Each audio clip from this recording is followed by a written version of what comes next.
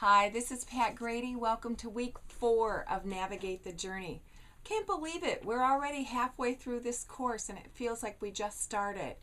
I don't know about you, but I've enjoyed it so far. I've really learned a lot about myself. I figured out that I need to spend time in my journal. The last few months before this course started, I really hadn't been spending as much time in it as I would like to, or as I have in the past. And I found that it gives me a sense of being able to put my ideas, get them out of my head and onto paper, and that has been amazing for me. Last week, we talked about reclaim and trying to figure out what is it that's meaningful to you in your life and how do you want to reclaim that. So I hope this past week you've been able to spend a little bit of time and figure out what is it that is your passion? What is it that you really, really love to do? And then once you figure that out, how can you put a little bit more of that into your life? We had a great conference call last week and talked about the things that really got us excited, got us, wanting to get up in the morning. And so now that we've found that passion or that thing that really makes us happy, how do we transform it? How do we take that feeling and have that every day? Last week, I had a great week. At my part-time job, we are actually putting together a magazine, and the theme of the magazine is transform. So it's perfect for this week and very fitting. And in order to depict transform, we dyed some scarves. I had some volunteers help, and we started with basic white cheesecloth. I mean, just the kind like you would use to have for rags or something like that. And it's sort of a nice gauzy fabric. And we actually took dye and transformed it, changed it from this basic boring fabric into beautiful scarves. And in fact, this is actually just a piece of paper towel, that started out like this.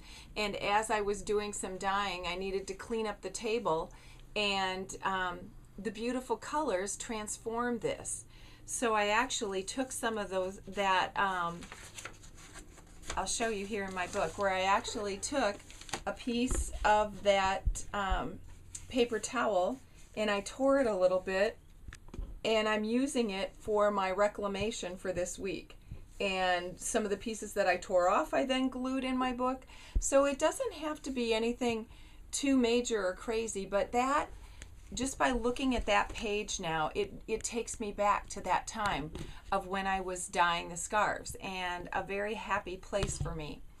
So what I want you to think about this week is, how do you take the things that you have reclaimed? And in my case, I found out that I really love to be in my studio creating. When I had the dyes out and I was mixing the dyes and putting them on and seeing how that they work together to create new colors, it was just a fun, amazing thing for me.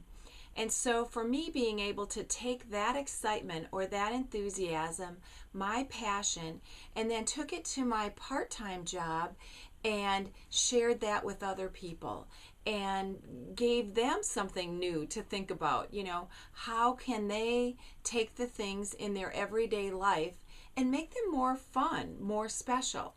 So this week you're going to be doing a fun little experiment that you'll find in your home play, where you're just going to do a scribble in your journal, where you're going to take a marker or a pen or something like that and just do some sort of a scribble and then try to transform it into something else. All the details on how to do that are in your home play. But I wanted to just kind of give you a quick definition of transform so that you have that as well. And it's to change in composition or structure, or to change the outward form or appearance of something, or to change in character, or to convert it. So when you think of transform, trans means to go over. So to take some form or something that you're doing and to change it, by going over, by making it bigger, to doing something really different. I've in my business of Embellishing Bliss, do a lot of transformation. This top I have on was two basic rectangles of fabric, and just by doing a little twist on the front, it creates a whole new look. I do that with skirts and hats and mittens, all sorts of things. And it's just so exciting to take things that typically people would normally just, throw out or get rid of, and put them back together in a way that they weren't originally, and create something completely new and different. I've done that for other people with things that are very special to them, whether it's a pillow.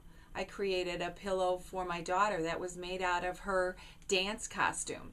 And it has a picture of her when she was about 4 or 5 when she wore that dance costume. And every time I look at that pillow, it just transports me back to that time of her doing the little codfish ball dance that she did, and how little she was, and how much she's changed and grown over the years. And so it's just a wonderful way to be able to capture those memories and those things. So what I'm encouraging you to do this week is, when you think about transform, it is changing, but the big difference I see between the word transform and the word change, is that when someone says you need to change, inside of me, and I'm not sure about you, I get this sort of feeling like, ooh, I don't know if I want to change. It's going to be different. It's going to be scary. And I feel like someone is forcing me to do that. Where on the other hand, when I say transform, I get a whole different feeling. I think about it and I'm like, oh, I get to transform something. It's more like I get to choose. It's not like I'm forced to do it, but that I get to do it. And that it's an opportunity for me to make things better than what they were before. So this week, as you're thinking about transform and you're writing in your journal, I hope that you will be as excited about transform as I am. I think it is helping you to open up your mind to the way things could be. And even though you can't do exactly what you want to in life, maybe there's a way that you can get closer to what you'd like by transforming your thoughts, your ideas, the things that you do every day. So I hope you have a great week, and I will see you on the conference call, which will be this Friday at 10 o'clock a.m. I will send another email with all of the information so that you have that. Hope you can join us. Have a good one.